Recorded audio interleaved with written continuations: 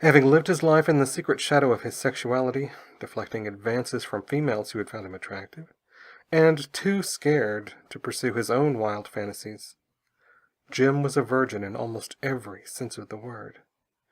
He'd only ever been kissed once, and that was when he was 5 years old on the playground in kindergarten. Even then, he knew where his attractions lie, and it wasn't with the opposite sex.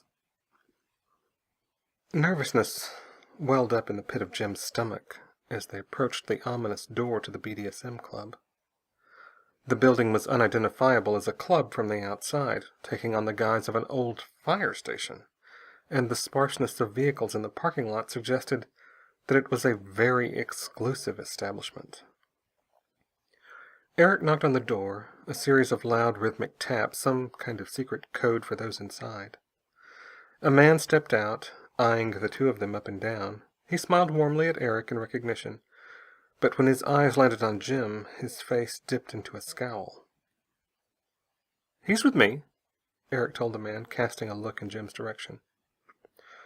"Come on in," the doorman said as he opened the door for their entry.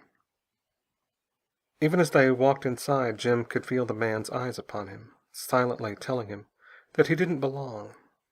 He was now wishing he would have taken Eric up on wearing some of his leathers, despite how stupid he thought he would have looked in them. In a pair of plain jeans and a gray and black striped sweatshirt, Jim stuck out like a sore thumb among the leather and PVC-clad inhabitants of the BDSM club. Once inside, Eric handed his trench coat to the doorman, exposing naked flesh to the warm air.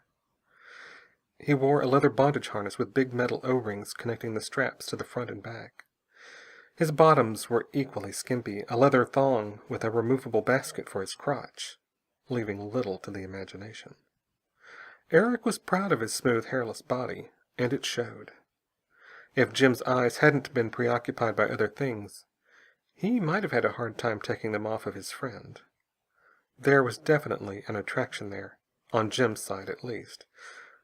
But Eric was hopelessly straight, and Jim knew better than to try to cross any unwelcome boundaries. "Same as usual?" the doorman asked. Eric nodded.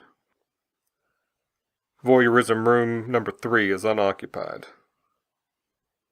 "Come on," Eric said, looking at Jim. The club was divided into rooms that fed out into the main lobby where the bar was. Unlike most clubs, the music was playing low, allowing for the echoes of pain and pleasure to rise above it. Most of the voices were female, but Jim thought he heard a man grunting too.